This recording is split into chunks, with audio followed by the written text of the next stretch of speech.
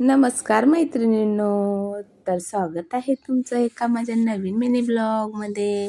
तर बघा, आता उन्हाळा सुरू झालाय की मग सुरू झालाय तर काय करायचं, भाज्यातनं तर चव लागणार. मग लागणार तर लागणार. आता मग माणसांना खायला काय द्यायचं, मग भाकर खाऊशी वाटेल असं काहीतरी बनवायचा विचार केला. मग त्यासाठी घेतल्या मिरच्या मिरच्या घेतल्या आणि तव्यावर छान भाजायला घेतल्या. भाजून घेतल्या आणि त्यामध्ये टाकलं तेल. मग छान अशा बघा मस्त भाजून घेतल्या मिरच्या आणि मग त्यावर टाकले शेंगदाणे, जे सगळ्यांचे आवडते असतील किंवा नसतील.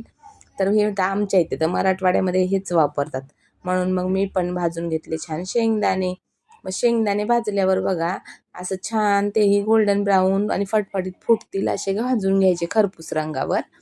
आणि मग त्याच्यानंतर ठेचून घ्यायचा लसूणच्या पाकळ्या छान अशा सोलून घेतल्या. आणि मग छान असं आपला खलबत्त्यामध्ये हे जरा थंड होऊ दिलं. आणि मग खलबत्त्यामध्ये घेतला जिरे जिरे घातले आणि हिरवीगार कोथिंबीर शिवाय त्याला चवच येत नाही. आणि छान हिरवीगार कोथिंबीर धुवून घेतली. नंतर मिरच्या टाकल्या.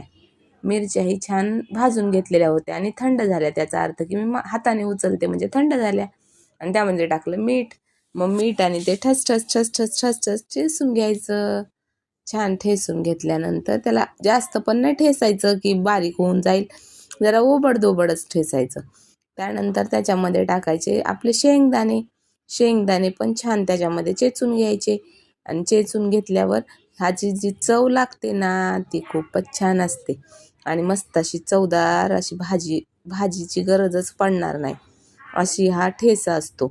आणि दह्यासोबत खा, टोमॅटोसोबत खा, तेल टाकून खा आणि आठवडाभर फ्रीजमध्ये टिकवा डब्यामध्ये घालून. आणि व्हिडिओ आवडला तर लाईक करा, शेअर करा, सबस्क्राईब करा. धन्यवाद.